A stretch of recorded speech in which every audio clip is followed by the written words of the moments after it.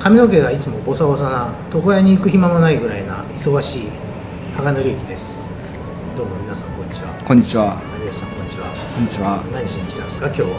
今日も動画の方を撮ろうと思ってまして、今回はですね、海外イタリアとかにいた時のレースウィーク中の過ごし方について、どういった生活を送ってたのかっていうのを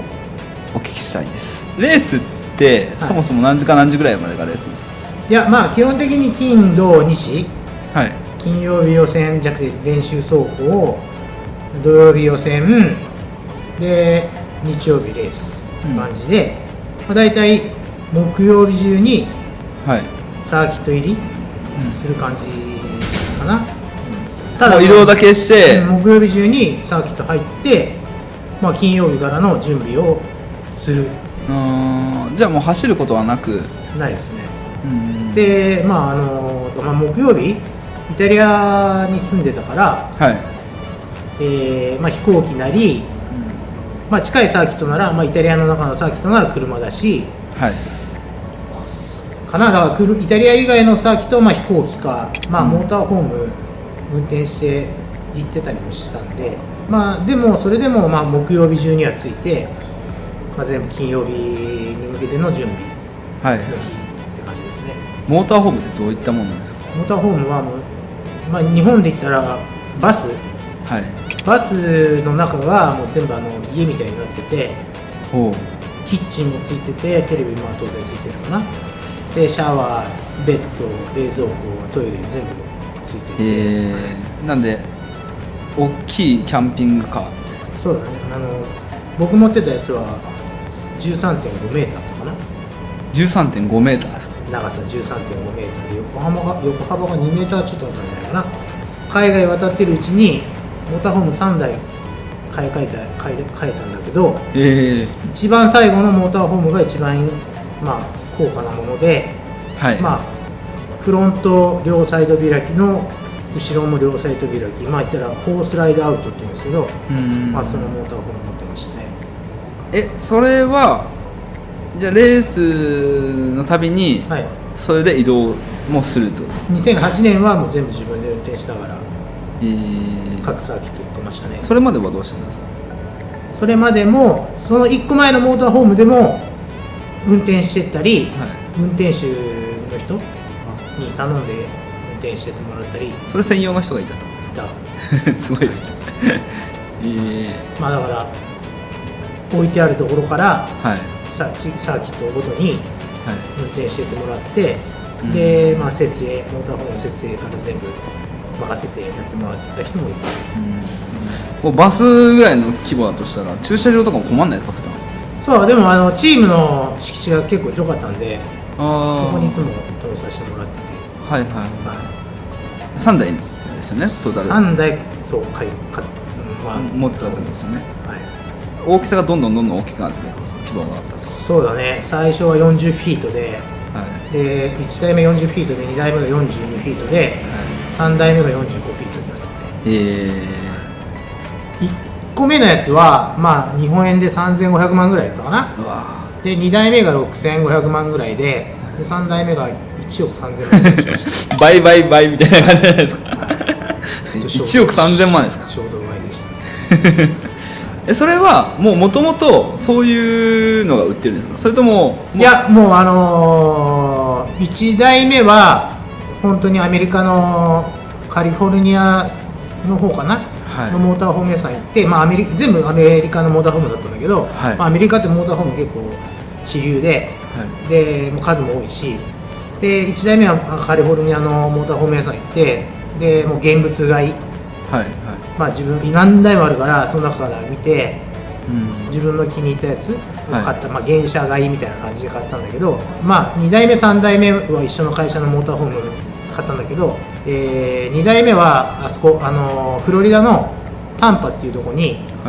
大きいモーターホーム屋さんがあって、そこでオーダーメイドで買って、で3台目も同じところでフロリダのタンパ行ってオーダーメイドで買いました。言ったら世界に1台のモーターホーム。それってそもそもモーターホーム屋さんがあるっていうことは、そういうものが結構普通にあるんですか？まあ、全然普通、アメリカも普通に走ってる。まあ年齢層問わずなんだけど、そのモーターホームを買う人の年齢層は結構年配の方みたいで、なんか退職して退職金をもらって、その退職金でとまあ多分その貯金とか貯めてたお金を足して、でモーターホームを買って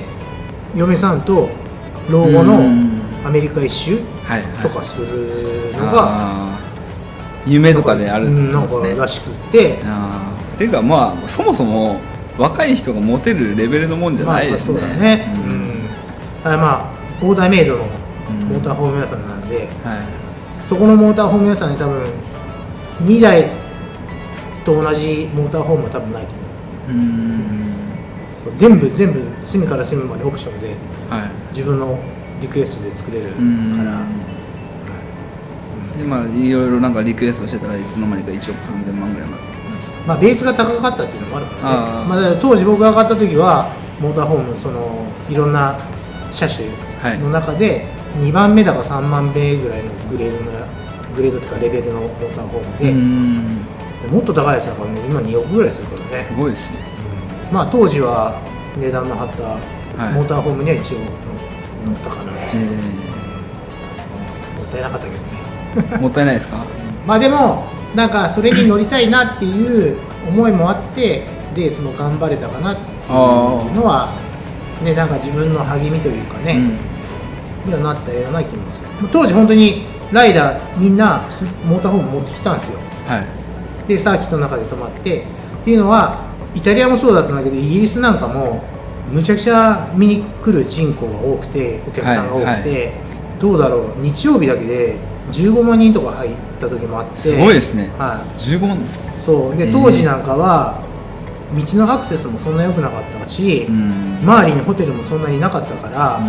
逆にね例えば日曜日の朝外のホテルに泊まってたらサーキット入るのに渋滞で入れないぐらいな感じの時もあったから、いやこれじゃあまずいねっつってでまあみんなねモーターホーム持ってて、で俺はもうその中でスーパーバイクの中で一番いいモーターホームに乗ってやるっていう気持ちもあったから、どこに照準合わせとんだっていう感じなんだけどさでもいいですね、それがモチベになるんで、まあそれが達成できたからね、カラオケまでついとったよね。すごいそう何が楽しかったってやっぱね日本人のライダーも多かったから当時、レース終わって、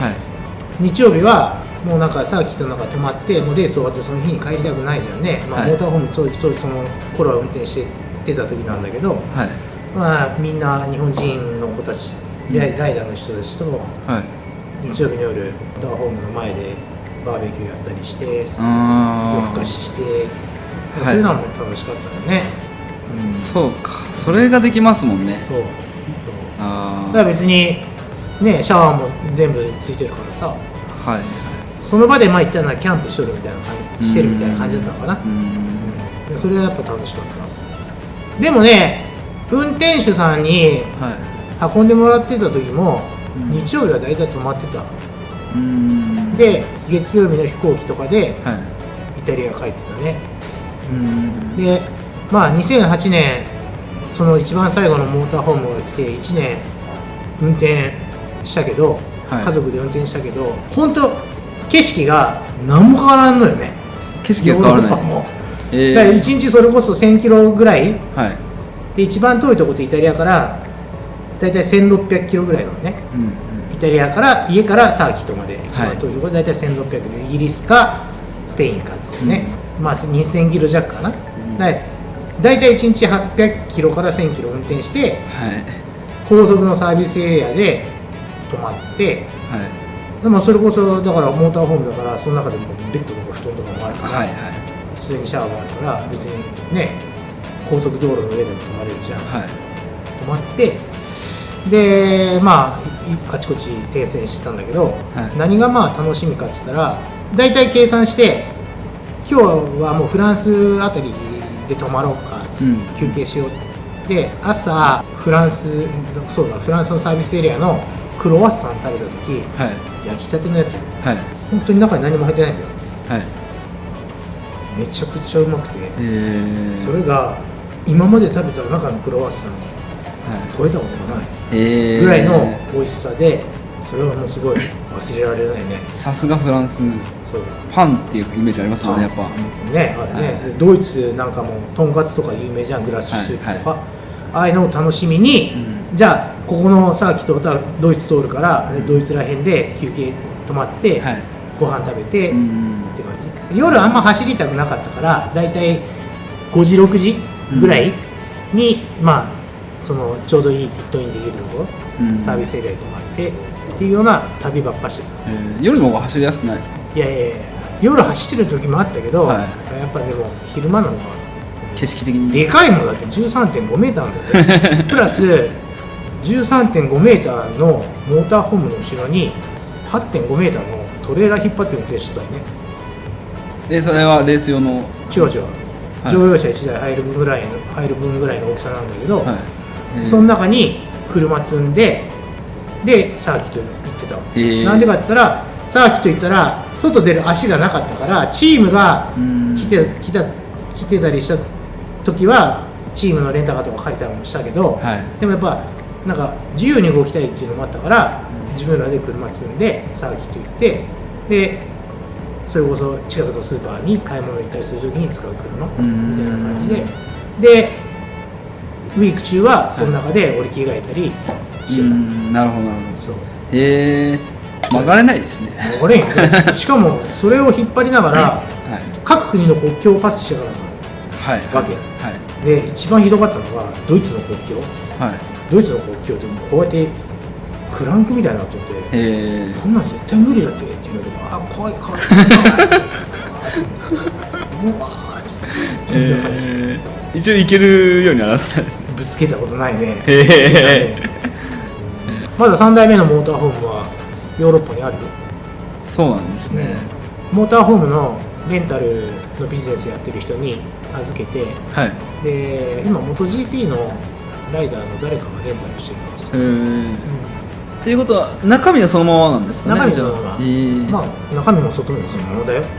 まあそんな感じでモーターホーム事情かな、それが。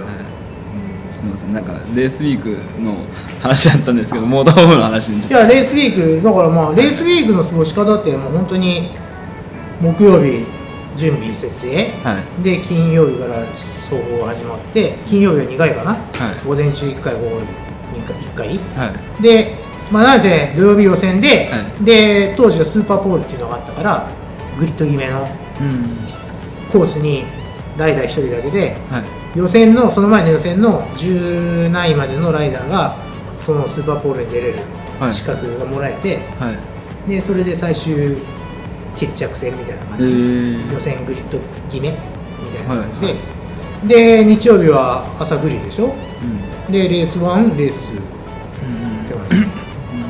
の過ごし方だったかな。でまあ飯とかはチームが本当にでっかいトレーラーがもうレストランになるホスピタリティっていうんだけど、それがあったからもう飯は全部そこ、めちゃくちゃでかいトレーラー、まあ、だからご飯とかにも困んなかったし、まあ、有意義には過ごせたよ。でもその期間の間はもう出ないわけですね。出ないね、サーキット入ったらサーキットの外から出ることないね。イベントとか、木曜日とかのイベント、ある時は、外出たりもするけど、それ以外はほぼサーキットの中から、まあ夜になったら軽く同じ日本の方とかと話したりして、部屋に戻る。そうだね。まあ日本人結構本当にさっきも言ったように多かったから、一緒にご飯食べたりして、早寝早起きの生活はしてたけどね。いや本当に普通な生活だよ。そうなんですね。まあこれといって特別なことはないよ。そうなんです。なんか何かやるっていうよりはあれなんですね。その生活自体がなんか規格外だったなっていう感じですね。わかりました。ありがとうございます。また他の話もできたらなと思うので、ありがとうございます。ありがとうございます。はい。